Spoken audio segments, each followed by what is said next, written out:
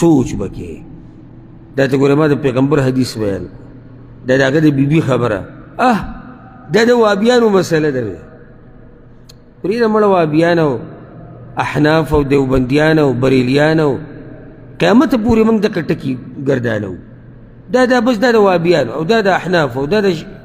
حنبلیانو او دا د سعودي والا او دا د پاکستان او دا د انډیا والا چا دا مذهب تقسیم کړی چې د پیغمبر خبره راشي دا د ټولو پیغمبر دی ولې ته یې نه مني؟ په خوله دا دی چې د الله د کتاب نه بعد صحیح کتاب صحیح بخاري صحیح مسلم دی. ښه نو دا حدیث هم په هغې کې دی خو څه مطلب دی؟ هغې کې دی خو دا خو مو چې شروع کړي نو پوه شئ چې د زړه کې بیماري شتي او بیماري هغه د پیغمبر تابعداري نه کول. ما یو پیر دا مسله بیان کړې وه د واده د شپې آداب ما بیانول ډېر پخوانی بیانو ډېر پخوانی. نو هلته ما بیا دا خبره ذکر کړې وه چې که چېرته د ښځه او خاوند یو ځای غسل وکړي نو دا هم ثابت دي چې ښځه او خاوند یو ځای غسل وکړي. عوام پرېږده بعض مولیانو او زما خبره نه مخکې نه شاته دی نه دی راغستی منځ کې داسې یو منټ خبره هم نه وه هغه یې ترې داسې کټ کړه او هغه یې ورکړو زما تصویر ورسره لګولی وي د وهابیانو مذهب. عوام اوس د دې مولیانو چې کوم عوام دي د هغو باره کې څه خیال له هغه به دوی نه زیات دي ځکه چې هغه له عوام دي نو هغو به لاندې استغفر الله استغفر الله لیکل دا پکې بله راووته. ډیش ګوره هېڅ خبره نه ده، فلم ګوره څه خبره نه ده، ټیک ټاک ګوره څه خبره نه ده، پردو ښځو سره ګپ لګوه څه خبره نه ده، پردو زنانو لغړ تصویران ګوره څه خبره نه ده، په لارو کوڅو کې جنکو ته ګوره څه خبره نه ده، هلکانو ته ګوره چې ګیره او برېتې نه راختلي څه خبره نه ده، چرس که څه خبره نه ده، بنګ څکه څه خبره نه ده، سود خوره څه خبره نه ده، شراب څکه څه خبره نه ده، خو خپلې ښځې سره لامبل الله یا الله توبه استغفرالله خپلې ښځې سره لامبل دې کې څه دي ښځې سره لامبل گنجائش شریعت ورکړی دی. ته څوک چې به دې اعتراض کوې او صرف گنجائش نه دی چې شریعت مسله بیان کړې چې او کېدی شي بلکې پیغمبر تطبیق کړې ده په خپله کړې ده. ته د هغه نه زیات تقواداري ته د هغه نه زیات حیا نه کړي. او ښځه او خاوند هغه رشته ده چې الله وایي دا د یو بل جامه د قرآن کې هن لباس لکم وانتم لباس لهم. جامه ورته ولې ویلې ده یو تفسیر دا دی چې په دې بدن ته نږدې شی چې دغه جامه ده نو دوی د یو بل دپاره دغه حیثیت لري. یعنی دا ښځه خاوند چې د یو بل سره میلاو شي او کپړی نه په بدن باندې نو د یو بل دپاره جامه شي. نو چې اوس یو ښځه د خپل خاوند بدن لیدی شي او خاوند د خپلې ښځې بدن ټول لیدی شي نو بیا دلته ولې مسله داسې ګډه وډه شو چې یاره لامبي به څنګه یو ځای ګنجایش شریعت ورکړی ما او تا خو نه دی ورکړی. او ښځه خاوند دي چې د یو بل سره کوروالی کوي اخوا څه پاتې شو د یو ځای لامبل غټه خبره که د کوروالی کول غټه خبره کوروالی کول غټه خبره نو دا کومه خبره شو چې یاره یو ځای لامبل یو ده بل دې سره مینه محبت ډېرېږي د ښځې او خاوند په منځ کې. الحمدلله زمونږ اسلام چې موږ ته کومه طریقه د ژوند د تېرولو ښولې ده چې د هغې نه ډېر غافله دي که دا طریقه دې خپله کړه په ژوند کې به دې سکون او مینه محبت آرام خوشحالي هر څه به پکې راشي. او کله چې دا د طریقه معلومه شو دا د ډمانو د عشق مشق دا قیسې نه دي دا ټولې جالي مالي دي او دا په دې ټپو او غزلو کې کېږي. ته راشه اسلام ولوله چې څومره د مینې محبت طریقې موږ ته ښولي دي چې ژوند کې زموږ مینه محبت راشي. ښځې خاوند له هر هغه لار کولو کړې ده چې د هغې سره مینه محبت ډېري. یعنې تر دې ته وګوره دې ته سوچ وکړه دروغ ویل حرام دي خو که ښځه خاوند یو بل ته داسې خبره کوي چې مینه محبت پرې ډېر شي په دې کې دروغ ویل هم جایز دي. یعنې دومره ګنجایش یې تاله درکړی څه ضرورت دی موږ ته چې موږ د هندوانو نه او د انګریزانو نه او د فحاشو خلکو نه د مینې محبت طریقې زده کوو. او هغه مینه محبت نه دی هغه فسق او فجور دی. موږ سره مینه محبت لارې شته خو که چېرته یو څوک راولګي او دغه لار بیانوي نو بس دا بعض به پکې غوږونو له لاسونه وړي وي توبه یا الله توبه. ته ته توبه د ټیک ټاک نه ولې نه وباسي چې توبه دلته وباسي، او توبه د فیسبوک د جاخو نه ولې نه وباسي چې دلته وباسي. ته به چې موږ بالکل خبر نه یو او نه د معاشرې د حالاتو نه. الحمدلله زه ګوره په هغه علماو کې او دعاتو کې نه یم چې زه د معاشرې د حالاتو نه ځان نه خبرو. الحمدلله ډېر حده پورې زه خبر یم د ځوانانو حالات زمونږ د معاشرې مشران کشران راته پته ده. دا چې زمونږ په مخ کې ځان داسې دینداره کي که نه نو راته پته وي چې د دینداري په څومره اوبو کې ده. اوس عایشه رضی الله عنها وایي ما پیغمبر صلی الله علیه وسلم به د یو لوښي نه لامبل. ته په اعتراضات کې دا خو اعتراض ته په ما نه کې ماتې لر که د منځ نه دا مسله د ابو حسان ده او نه د بل ده او نه د بل ده، ماتې د منځ نه لرې که ډایرکټ په دې پیغمبر اعتراض وکوی دی څنګه د ښځې سره لامبي، او یا ډایرکټ په دې بیبي باندې اعتراض وکړي چې دا څنګه د خاوند سره لامبي او بیا څنګه دا خبره موږ ته رانقل کوي. دا زما څه کورنۍ مسله خو نه ده، دا مسله د شریعت مسله ده. بل اوس ما مسله بیان کړه، ما د شپې چې سړی وده کېږي او خپې قبلې ته شي نو په دې کې څه ګناه نشته، ځکه چې په دې دلیل نشته چې کله ته وده کېږي نو خپې به قبلې ته کې نه. هغه بیا ما ته پوره ملا خو نه وایي چې نیمچه غونته کې هغه ما ته راولېږل او دا جو دا څنګه مسله او دا جو د قبلې ادب او دا جو پلانې او دا جو علانې او ما ورته لنډه خبره وکړه. ما مولانا صاحب په دې تا سره دلیل شته چې قبلې ته به خپې کې نه کله چې وده کېږي؟ وایي دلیل شته. دلیل به نشته خو دغه ما چې دلیل به نشته نو ته په ما باندې څنګه داسې رد کړې؟ ته په د الله په بندګانو باندې څنګه یو مسله لازم کې چې الله پې نه ده لازم کړې، پیغمبر پې نه ده لازم کړې؟ تا سره د اختیارات شته؟ ته صرف هغه مسله واضحه کوه کومه چې الله او د الله پیغمبر بیان کړي، ته پکې نوي ټانکې مه لګوه د ځان نه. ما زما او ستا کار څه دی، ذمهواري څه ده؟ وی بیانول واضحه کول. ما بس په دقه ځي ودرېږه. ما او تا به بیانو خبره د الله خبره د پیغمبر، بیا به واضحه کوو خبره د الله او خبره د پیغمبر، او واضحه کوو به هم داسې لکه څنګه چې وضاحت کړی دی صحابه کرامو تابعینو. نو ما او تا د دین کې ما څه ګنجایش نشته چې نوي مسلې پکې رادننه کړو. نو کله چې هم خبره کوئ نو اول یې زر پیرې تلی، د هغې نه بعد خبره کوئ. او داسې عجیبه خبره ده، د قرآن ناظره به وله نه ورځي، هغه به ملګي په علما باندې به اعتراضات کوي. نه وایي دا خبره زما ذهن نه مني. ذهن نو ستا ذهن داسې شي چې نه یې مني. عالم یو جوور عالم یو جوور هغه دا خبره نشي کولی چې زما ذهن نه مني، او ته زما ذهن نه مني. قرآن او حدیث په مقابله کې به ذهن او عقل نه استعمالي، عقل به په دې باندې د پوهېدو دپاره استعمالي. یو دا طریقه بیان شو.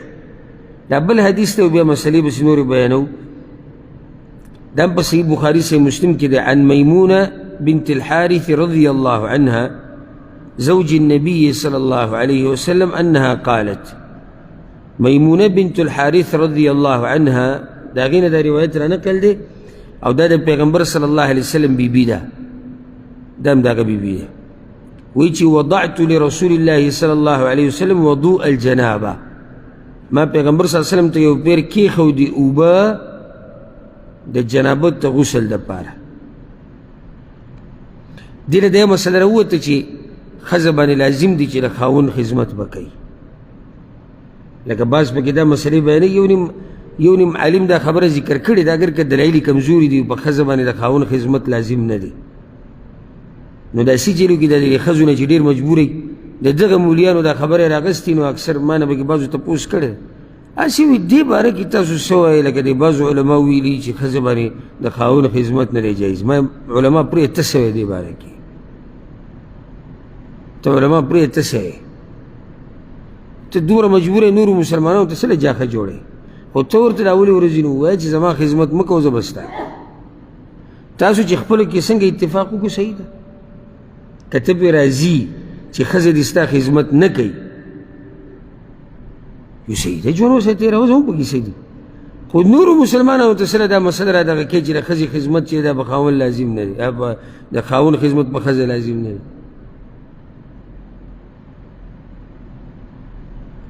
د تېر شوي هفته کې ما ته ښکاري ما ته چا ټلیفون کړی و بهر ملکونو نه دا مسلې تپوس یې کوو چې دا کور کې دا زنانه چې خدمت کوي نو ما زه به درته صرف یو دلیل پرې ووایم او بیا وخت مختصر دی اګر که دلایل په دې ډېر زیات دي ما د فاطمه رضی الله عنها د پیغمبر صلی الله علیه وسلم لور او د علي رضی الله عنه بیبي په خپله وی ما به دومره کار کو د علي رضی الله عنه په کور کې چې زما لاسونه به پولی شو دومره خدمت به ما کو نو که دا نه وی لازم خو ټول اول به دې ته معلومه وه چې دا د پیغمبر لور ده او د پیغمبر د تره د زوی په نکاح کې ده دې ته به دا مسله معلومه وه او رالی خپل پلار ته علي رضی الله عنه راولېږلی یو روایت کې راځي د پیغمبر صلی الله علیه وسلم خواله یعنی مریان غلامان وینځي دا راوستی شوي نو هغه پسې د خپله بیبي ولېږله فاطمه په خپله ورته نشي ویلی نو دا لورې پسې ولېږله د خپل پلار نه ځان له خادم راوله چې خدمت کوي نو چې کله هغه ورله نو پیغمبر صلی الله علیه وسلم ورسره میلاو نه شو نو بیا چې کله پیغمبر صلی الله علیه وسلم کور ته راغی بیبیانو ورته وایي چې ستا لور راغلی و دا شکایت یې کو نو پیغمبر صلی الله علیه وسلم پسې کور ته ورغی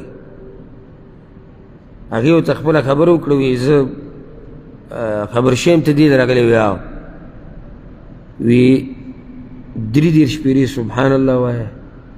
33 پیرې الحمدلله وایه 34 پیرې الله اکبر وایه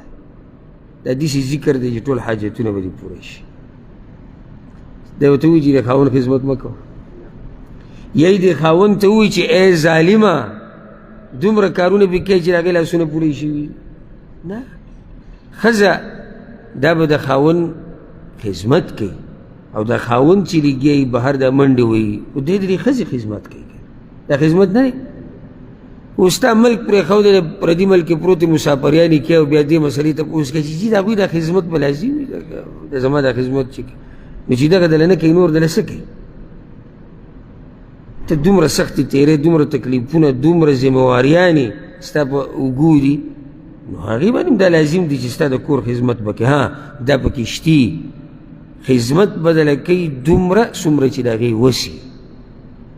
د وس نه زیات او د طاقت نه زیات خدمت په هغې ایښودی دا ظلم دی دا موږ هم ووایو نو زده وګوره د پیغمبر صلی الله علیه وسلم بیبي ده نو خاوند ته اوبه د مخکې نه تیاري کړي دا خدمت دی د خاوند او د نږدې وخته پورې یا اوسه پورې خو اوس لږ دي زموږ د زنانو د پښتنو زنانو دا یو اوچت صفت و چې د خاوند به ډېر خیال ساتو او ډېر قدر او ډېر احترام به یې کوو او نن سبا د دې بېدینۍ د لاسه د دې نټ د لاسه بېحیایي عامه شوې ده نو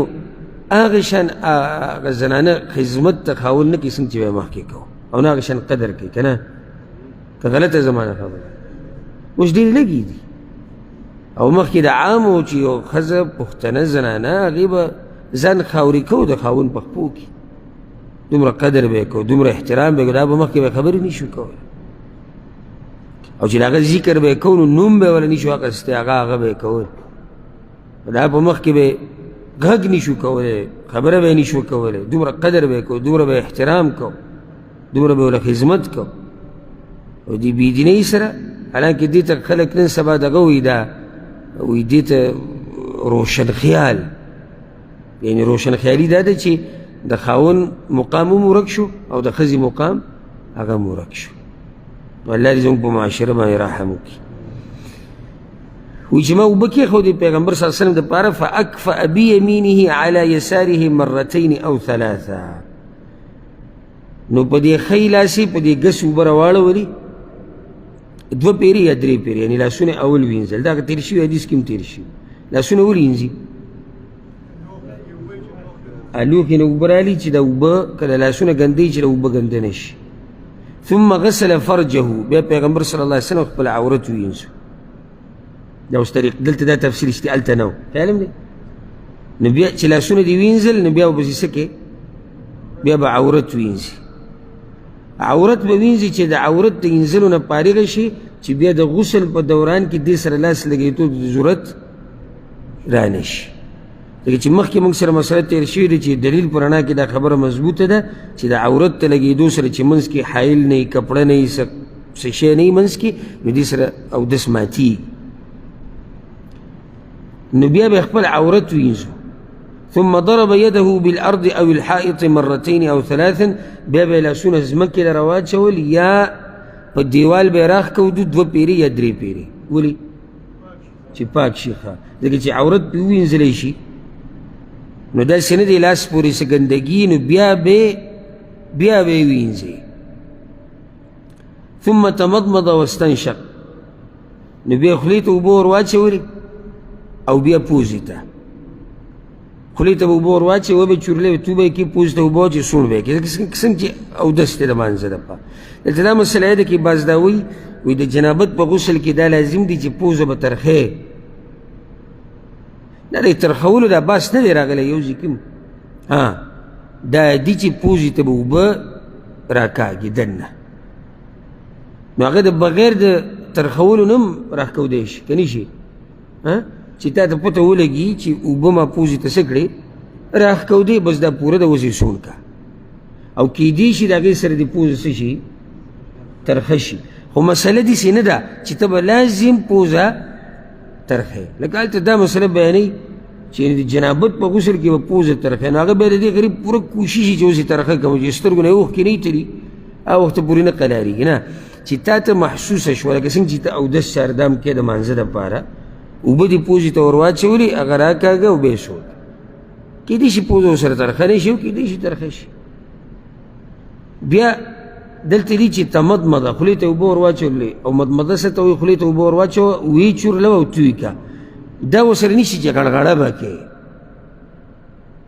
غړغړې دا مسله کمزوري ده ګورې چې ته به دا اوبه داسې ور واچوې خولې ته او بیا به کته مرۍ ته یې رسې او غړغړه به کوې او بیا به راچوکي دا مسله کمزوري مسله ده خولې ته اوبه ور واچوه څنګه چې ته اودس دپاره کې پوزې ته اوبه ور واچوه څنګه چې اودس کې کې عام اودس کې وغسل وجهه وذراعيه او پیغمبر صلی الله علیه وسلم خپل مخ وینځو بیا او بیا لاسونه ثم افاض على رأسه الماء بیا په سر باندې اوبه واړولې ثم غسل سائر جسده بیا ټول بدن باندې اوبه واړولې ثم تنحى بیا له دغه ځینه بل طرف ته شو فغسل رجليه نو خپې وینځلې دا مسله یاده کوي چې سر باندې اوبه اړول او بدن باندې دي کې غوره طریقه دا ده که څوک ونه کړي نو ګناه پکې نه شي چې د ښی طرف نه شروع او بیا پسې ګش دلته پیغمبر صلی الله علیه وسلم څه کار وکړو څه فرق تاسو ته محسوس شو دا خپې وروسته کړې عایشه رضی الله عنها روایت کې دا و چې ټول چاردامي وکړو نو ټول کې خپې هم راغلې او بیا غسل وکړو دلته دا چې د سره پورې لاړ د هغه ځای نه بعد بیا خپې پرېښودې نو چې کله یې ټول بدن باندې اوبه واړولې او بدن یې ټول وینځو صفایي کړو نو بیا یې خپې وینځلې په بل ځای کې نو دلته بیا د علماو منځ کې اختلاف راغلی چې آیا د اودس چاردام به پوره کې که نه خپې به پرېږدي بعضو دا ویلي دي بعضو دغه ویلي دي او بعضو ډېر ښه جواب کړی دی او دې باندې زړه مطمئن کېږي هغه دا چې پیغمبر صلی الله علیه وسلم چې دلته دا خپې په بل ځای کې انځلي دي نو د دې دا وجه کیدی شي چې په هغه وخت کې خو داسې سیمټ یا داسې پرشونه او داسې ټیلونه او رخام خو نه کوم چې نن سبا لګېدلي دي کوم ځای کې چې به هغوی له امبل هلته به خټې را جمع کېدې اوبه به را جمع کېدې نو خپې به ګنده شوې نو پیغمبر صلی الله علیه وسلم دا خپې پرېښودې او بیا د غسل نه بعد یې ځای بدل کړو نو وچ ځي ته شو نو هلته یې خپې وینځل نو مسله داسې شوه چې اوس ته خپل ځان ته ګوره که چېرته دغه ځای صفایي نو خو صحیح د خپې دغه چاردام سره وینځه او خبره ختمه شوه که نه ضرورت محسوسوي چې نه دا خپې وروسته کومه نو بیا وروسته که نو د دواړو هر قسم عمل دې کې روا شو که په دغه اولنۍ طریقه یې کوې که په دویمه یې او دا ښایسته جواب دی اوس که موږ چې ته دا یو حدیث رغړو یا دې له جوابونه ګورو دې بل له ګورو د هغې نه ښه نه چې دواړه راجمع کړو نو دواړه چې راجمع کړي نو مسله دې دا راووته چې پیغمبر صلی الله علیه وسلم دا ځای ولې بدل کړی دی ځکه چې راځې اوبه پکې را جمع شوي وي، خټې جوړې شوي، نو په وچ ځای کې خپې وي انسان. او که دغې ضرورت یې نه دی محسوس کړی، نو عایشه رضی الله عنها روایت ته وګوره، وي خپې هلته انځلې دي. فاتیته بخرقه، نو ما ولې یو کپړه راوړه. خدمت ته خیال دی، دا خدمت دی د خاوند، او په دې باندې ښځه درنه ښکاري. ګوره ښځه په یو څو کارونو باندې درنه ښکاري. یو چې ښځه د بندګي د الله کوي په صحیح طریقې سره، او دویم چې ښځه د خاوند او د خپل کور خدمت کوي. کومه ښځه چې د کور کې ډېره کته به راځي او د یو خدمت او د بل او میلمانه او مشر او کشر، دا ښځه ډېر په دې ډېره درنه ښکاري. او په دې ښځه درنه نه ښکاري چې دا کټ کې ناست دی او صرف اډر ورکوي چې داسې وکړه او داسې وکړه. نه، څنګه چې سړی په خپل کارونو باندې چې کوم د سړو کارونه په هغې ښه ښکاري، نو دغه شان ښځه په هغه کارونو باندې ښه ښکاري کوم کارونه چې د زنانه وي. څومره ادب د خاوند ګوره، اوبه یې ورته کېښودې او چې پوه شو چې غسل یې پوره کړو، نو کپړه یې وله راوړه. فلم یریدها، نو هغه ونه غوښته، وینایلمه. فجعل ينفض الماء بيده، نو دا خپل بدن نه د اوبه داسې په لاس باندې لرې کړي. اوس دلته دا مسله بیا رامنځته شي دي حدیث کې چې د غسل نه بعد او اودس چاردام نه بعد دا بدن وچول څنګه دي. نو چا دا دلیل ګرځولی دی علماو چې دا وچولی نه شي، ځکه چې پیغمبر صلی الله علیه وسلم کپړه وانه غسته. خو راجح قول دا دی والله اعلم چې کپړه استعمالول او نه استعمالول دواړه جایز دي، ځکه چې د استعمال په باره کې هم آثار باز راغلي دي. او دلته پیغمبر صلی الله علیه وسلم دا ونه وي چې په دې باندې بدن وچول د اودس یا غسل نه بعد څه دي ناروا دي، داسې نه دي ویل. خو زما نه ده پکار، زما نه ده پکار. نو دا موږ دلیل نشو ګرځولی چې یاره دا به حرامي، حرام نه دي. که څوک یې په کپړه باندې دغه اندامونه وچوي نو هم جایز دي، او که څوک یې نه وچوي نو هم جایز دي. دا حدیث امام بخاري او امام مسلم راوړی دی. ها، دلته یو دا مسله یاده کړئ چې غسل چې کې دې دپاره نیت لازم دی، ځکه چې نیت د هر عبادت دپاره لازم دی، او عبادت بغیر نیت نه نه. ما تیر شوي درس کې دا مسله تاسو ذکر کړې وه چې د نیت څه فایده ده. دلته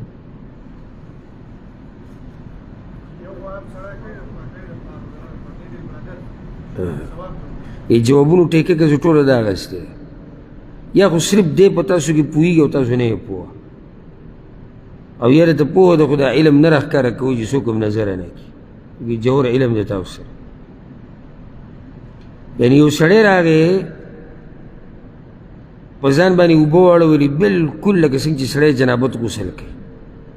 په دې نیت چې بدن زما یخ شي او بدن مې صفا شي. د دې نه جنابت غسل شو؟ ولې نه شي؟ نیت یې نه، نیت پکار دی. حالانکه ګوره ظاهره کې غسل دوو کسانو یو شان وکړو، خو هغه یو نیت کړی و، زړه کې و چې دا زه د جنابت غسل کوم، هغه بل وی زه موسم ګرم دی چې بدن مې لږ یخ شي. د ده د عبادت ګڼلی کېږي، د د عبادت نه ګڼلی کېږي. دا نیت په منځ کې فرق راولي. خو د جنابت غسل جنابت دپاره داسې نیتونه نشته چې په خوله یې وي چې نیت مې کړی زړه د اخلاصه اوبو بالټۍ په ځای راړو غسل جنابت. د یو عبادت دپاره هم نیت په ژبه باندې نشته. د نیت ځای چې دی هغه زړه دی، د نیت ځای هغه زړه دی. اراده خلک د څه نه کوي؟ زړه نه کوي. ځکه خلک وایي که نه، وایي زړه مې وي چې دا کار وکړم،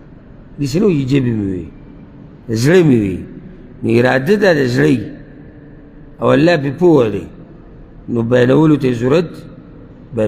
ضرورت نشته. دلته ګوره دا مسله یاده کوي چې د غسل جنابت طریقې دوه دي.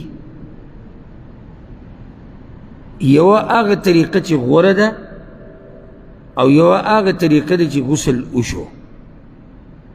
غوره چې ده هغه کامله طریقه ده، هغه لږه اوږده ده. بله مختصر ده، غسل وشو. کامله طریقه دقه ده کوم چې پیغمبر صلی الله علیه وسلم د حدیثونو کې کړی ده، هغه څه ده څوک به ماته ویل. تاسو واورېدو پیغمبر څنګه غسل کړی؟ نه څه نه نه ته ووایه. اول به یې لاس وینځل، صحیح شو. بیا به عورت وینځل، بیا به پوره اودس وکړو، ویښتو کې به اوبه ور واچول، ښه به یې لامده کړو 3 پیرې، بیا به یې په ټول بدن باندې اوبه ور واچول. ګرانه ده که نه؟ بل چا ته یې دا طریقه؟ ته یې ووایه.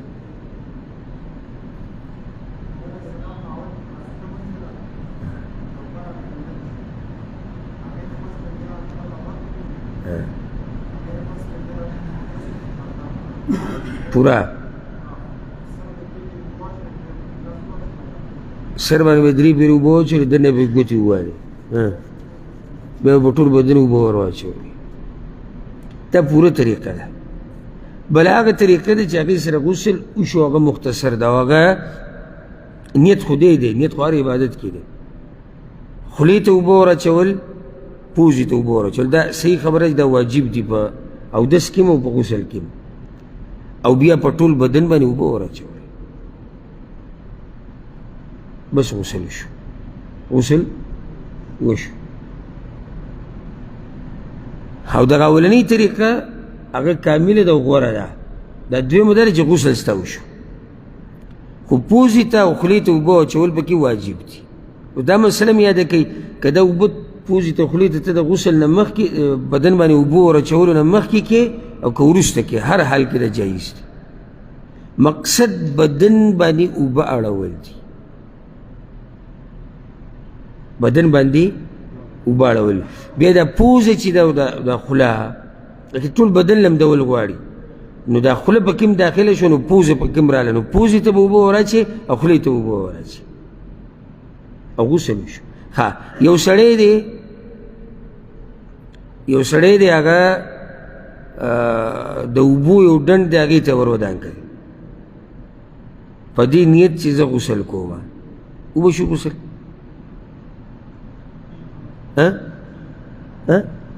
کی ولې؟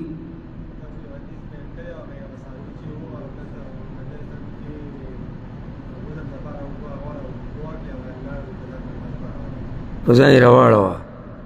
بارک الله فیک. ښکلی دلیل دی چې پیغمبر صلی الله علیه وسلم هغه کس له اوبو بالټۍ ورکړو، وایي په ځان یې راواړوه، یعنې مقصد بدن لمدول دي ټول. او دې کس چې ور ودانګل دي اوبو ته، نو بدن یې لوند شو که لوند نه شو؟ پاتې څه شو؟ خولې ته او پوزې ته اوبه ور اچول، بس خولې ته او پوزې ته اوبه ور اچول. نو د دې نه دا مسله راووته چې د غسل نه مخکې دا چاردم واجب دی که مستحب دی؟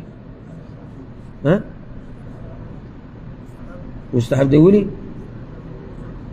ځکه چې که واجب وي به دې نه بغیر غسل نه کېږي،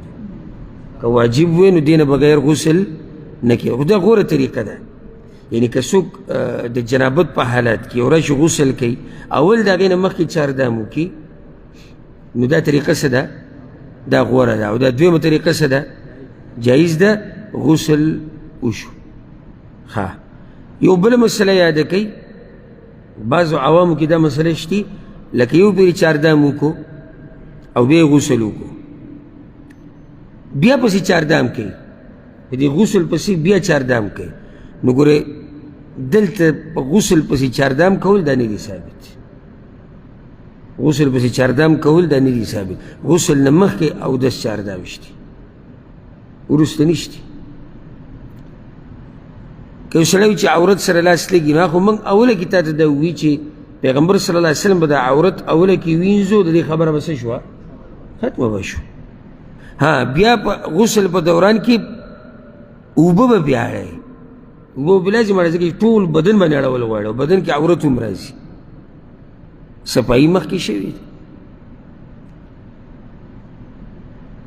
لکه بعض ملګري دا تپوس کوي چې غسل دوران کې به څه کوي؟ غسل دوران کې دا چې سړی کله مخکې عورت وینځي، بیا ضرورت نه راځي چې دی عورت سره لاس ولګوي. ښه اوس یو بله مسله هغه دا ده چې زنانه غسل کوي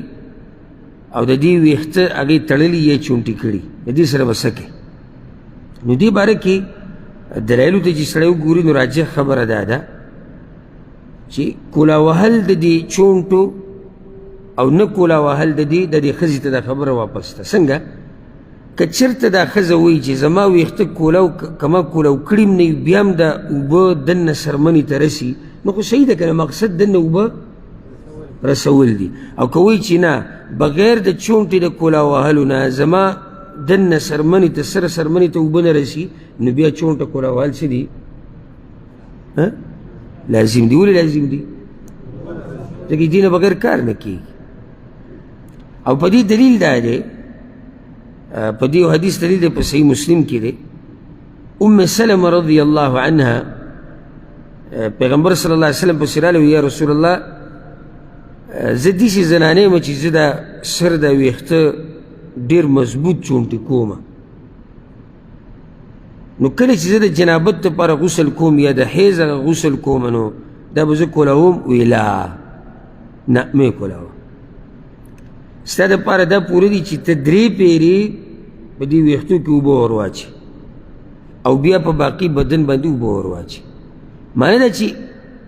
اهم خبره دا ده چې ستا د سر د سرمن چې کومه ده لکه مخکې حدیث تېر شو عایشه رضی الله عنها وایي چې پیغمبر صلی الله علیه وسلم به دا ګوتې په دې ویښتو کې ووالي چې کله به یقین شو چې او دننه اوبه سرمن ته ورسېدي نو بیا یې په بدن اوبه واړولې نو اوس دلته بعض علما دا وی د حیض په دې غسل کې به کولاوي د جنابت کې که کولاو نه کي څه خبره نه ځکه جنابت غسل په مخه راځي صحیح خبره دا ده والله اعلم او مضبوطه چې که چېرته د دې زنانه د دننه د سر د سرمن ته ویښتو ته اوبه رسي او د جړلو ته بغیر د ویښتو د کولاوالو نه نو صحیح شو که نه داسې نه رسي نو بیا ویښته کولا وهل څه دي ویښته کولا وهل بیا لازم دي پوه شوي بي که نه دلته بله مسله هغې ته خو مخکې اشاره مو شوه چې د بدن دا وچول څنګه دي هغه مخکې ذکر شو بله یو مسله ته ذکر کوم 2 غسلونه په یو غسل کې راجمع کېږي او که نه لکه مثال یو زنانه ده په هغې باندې د جنابت غسل هم دی او د حیض هم دی او داسې کېدی شي نشي کېدی نشي کېدی کېدی شي یو زنانه باندې د جنابت غسل هم